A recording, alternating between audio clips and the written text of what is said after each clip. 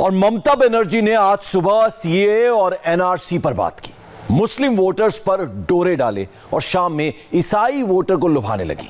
अमित शाह ने 2 दिन का कार्यक्रम किया। उनके जाने के बाद आज ममता बनर्जी ने 2 कार्यक्रम किए। हमने अमित शाह के सवाल भी सुने और ममता बनर्जी का 1.5 घंटे का कार्यक्रम भी देखा। इसके बाद यह दावे के साथ कह सकते हैं कि 2021 में सबसे बड़ा चुनाव बंगाल का होगा और इस पूरे देश की नजर होगी इस पर। आप इस रिपोर्ट को देख लेंगे तो समझ जाएंगे अगले साल सबकी नजर बंगाल चुनाव पर है। Proud to say, MSME we are number 1, skill sector we are number 1, road sector we are number 1, Bangla Awas Yojana we are number 1, technical study we are number 1. टोलबाजी करने में नंबर 1 है, भ्रष्टाचार में नंबर 1 है, परिवारवाद चलाने में नंबर 1 है, हिंसा करने में नंबर 1 है, बम धमाकों में नंबर 1 है, कार्यकर्ताओं की हत्या कराने में नंबर 1 है। 28 तारीखे বীরভূম যাব। 28 তারিখে আমার একটা এআরডি মিটিং আছে। আর আমি একটা পার্টিরও একটা প্রেস কনফারেন্স করব। আর সেটা আমি অবশ্য ভাড়া নিয়ে করব। আর 29 তারিখে আমি একটা র‍্যালি করব দুপুর বেলায়।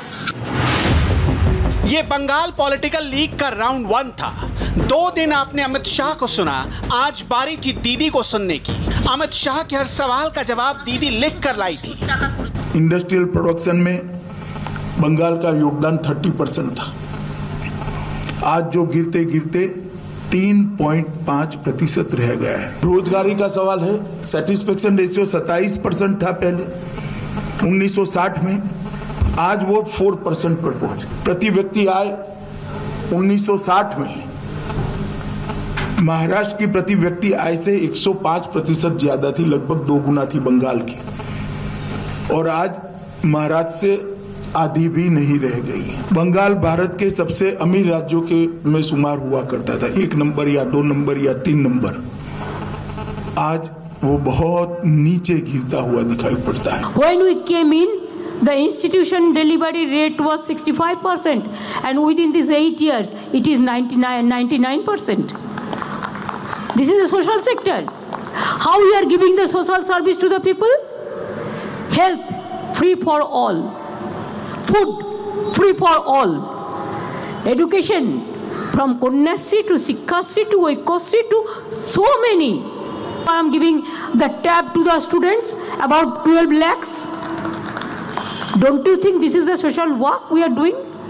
If a baby born, then also we give a good tree, good plantation tree. If somebody die, they didn't have the money for cremation, there also we give the money. So from born to death, A to Z, we are working, and our social security scheme, it is 99% we are giving the infrastructure, we are giving the benefits to the individual beneficiaries. Amit Shah के सिर्फ 2 दिन के दौरे से कोलकाता में बेचैनी कितनी बढ़ गई थी, टीएमसी में किस हद तक घबराहट थी, इसका सबूत देखना है तो ममता दीदी के भाषण को बड़े गौर से सुनिए। ना हिंदू पॉलिटिक्स, ना मुसलमान पॉलिटिक्स, आज दीदी ने ईसाई पॉलिटिक्स का भी रास्ता चुन लिया और केंद्र को निशाने पर रखकर सवाल उठा दिया, आखिर 25 दिसंबर यानी क्रिसमस को नेशनल हॉलिडे घोषित क्यों नहीं करती सरकार?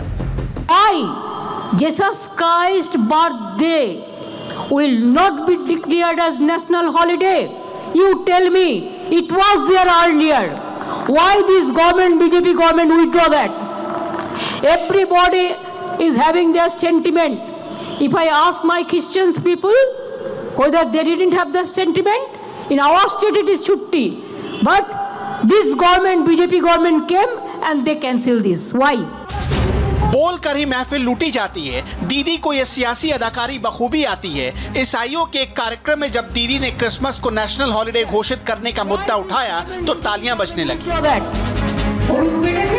बंगाल में बाहरी बनाम भीतरी का मुद्दा भी अहम चुनावी मुद्दा बन सकता है। दीदी ने इसे बखूबी साबित किया है, इसलिए बार बार अपनी सभाओं में अमित शाह और बीजेपी नेताओं को वो बाहरी बता रही हैं। कल ही अमित शाह ने दीदी को इसका जवाब दिया, लेकिन आज दीदी ने फिर से अमित शाह को बाहरी बता दिया।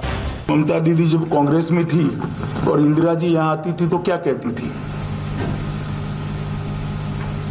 वो बंगाल की अंदरूनी राजनीति में आंतरिक दखल थी क्या? जब वो कांग्रेस में थी और प्रणव दा आते थे या नरसिम्हा राव आते थे तो वो क्या कहती थी? Some people are coming from Delhi. I am sorry to say, if I do any wrong, I will apologize to them. But please correct me. Why you are saying all the telling garbage of lies to the people? Tell the truth. आज दीदी ने CAA और NRC को लेकर फिर बंगाल के लोगों में बीजेपी का खौफ भर दिया। कल ही अमित शाह ने कहा था कोरोना के वक्त सरकार का ध्यान एनआरसी और सीएए पर नहीं, लेकिन ममता दीदी लोगों को घूम घूम कर ये डर दिखा रही हैं कि बीजेपी अगर सत्ता में आ गई तो एनआरसी लागू कर देगी। Recognized all the refugee colonies. They are the recognized. All my Bengal people are the recognized people, and they are the citizens. We all the citizens of this country. They cannot decide the fate of the citizens. Let them decide their own fate. We are against of this. We are against of NPR. We are against of NRC. And I will reply you tomorrow all this question. I told you there are so many issues he raised. आज ममता ने अमित शाह के सवालों का जवाब दिया और दावा किया कि कल पूरी तैयारी के साथ एक एक पॉइंट पर जवाब देंगी। बोलेছেন আমরা নাকি ইন্ডাস্ট্রিতে জিরো, আমরা এমএসএমই তে নাম্বার 1। আমি শুধু দুটো বলে যাই আপনাদের কাছে। উনি বলেছেন গ্রামীণ রাস্তায় আমরা কোনো রাস্তা তৈরি করতে পারিনি, আমরা নাম্বার 1। এবং শুধু এটা আমাদের তথ্য নয়, এটা গভর্নমেন্ট অফ ইন্ডিয়ার তথ্য, প্লিজ রিমেম্বার। সুতরাং একটা পলিটিক্যাল পার্টির জন্য বলা আর একটা মিথ্যে তথ্য দেওয়া একটা স্বরাষ্ট্রমন্ত্রীর পক্ষে মানায় না।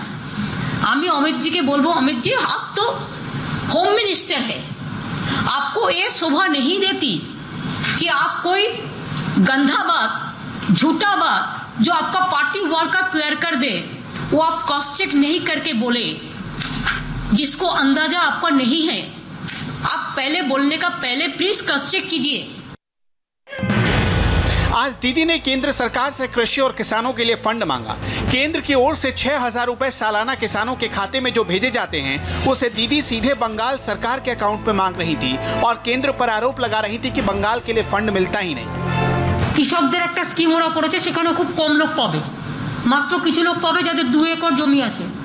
আর আমরা যাদের 1 কাঠা জমি আছে তাদেরও দিই 5,000 টাকা করে দিই আমরা 1 একর জমি, আর যাদের 1 কাঠা আছে তাদেরও আমরা 1,500 টাকা করে দিই। আর আমি অলরেডি আগে একটা চিঠি লিখেছি এগ্রিকালচার মিনিস্টারকে। চিঠিটা হচ্ছে যে আপনি আমাকে টাকাটা দিন প্লিজ, স্টেট গভর্নমেন্টে পাঠান, treasury through state government treasury, আমরা সবাইকে বেনিফিশিয়ারিদের টাকাটা পৌঁছে দেবো। আমি 28 তারিখে বীরভূম যাব, 28 তারিখে আমার একটা এআরডি মিটিং আছে, আর আমি একটা পার্টিরও একটা প্রেস কনফারেন্স করব, আর সেটা আমি অবশ্য ভাড়া নিয়ে করব। और 29 तारीख में एक रैली करब दोपहर बेलाय। लेकिन दीदी बनाम केंद्र की इस लड़ाई में राज्यपाल जगदीप धनखड़ कूद पड़े। धनखड़ ने एक के बाद एक ममता पर कई आरोप लगाए। दीदी ने आज ही कैबिनेट की मीटिंग बुलाई थी जिसमें 25,000 करोड़ से ज्यादा की योजनाओं को हरी झंडी दिखाई गई थी। राज्यपाल ने इस पर सवाल उठाया, लॉ एंड ऑर्डर में फेल, प्रशासन में फेल और दीदी के कृषि और किसान फंड में भी राज्यपाल ने 0 नंबर दिए। Every farmer in the state of West Bengal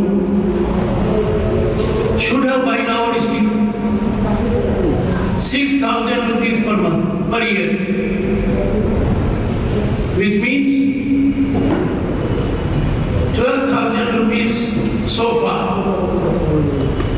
The total amount to our more than 70 lakh farmers would be more than 8,400 crore. अब समय आ गया है जब राज्य का हर नागरिक ये सोचे कि अब तक जो हमारा पूरे देश में एक संकेत जाता था कि पश्चिम बंगाल के चुनाव वायलेंस फ्री नहीं हो सकते, निष्पक्ष नहीं हो सकते, सरकारी तंत्र राजनीतिक तरीके से काम करेगा, इसे हम दूर नहीं कर सकते। We have to dump these cancerous cells to purify our democratic election process. 2 दिन में अमित शाह ने दीदी की पार्टी के 50 विकेट गिराए थे, पर उनके जाते ही दीदी ने बीजेपी का 1 विकेट गिरा दिया। अमित शाह ने सिर्फ 48 घंटों में चुनाव का पूरा ट्रेलर दिखा दिया था। सिर्फ 48 घंटों में दक्षिण बंगाल में टीएमसी के सबसे बड़े रणनीतिकार शुभेंदु अधिकारी, जो दीदी के राइट हैंड थे, वो अब अमित शाह के राइट हैंड बन गए थे। सांसद, पूर्व सांसद, विधायक, काउंसलर, देखते देखते दीदी की टीम के 50 विकेट गिर चुके थे। बेचैनी लाजमी थी, इसलिए दक्षिण बंगाल के बिष्णुपुर से आज दीदी ने बीजेपी को झटका दिया।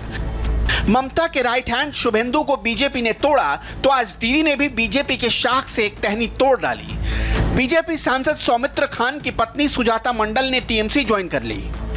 मैं हमेशा चैलेंज लेना पसंद करती हूँ, तो जिसमें जो चैलेंज लेने के बाद मेरा सम्मान नहीं मिलेगा, वो चैलेंज का क्या फायदा।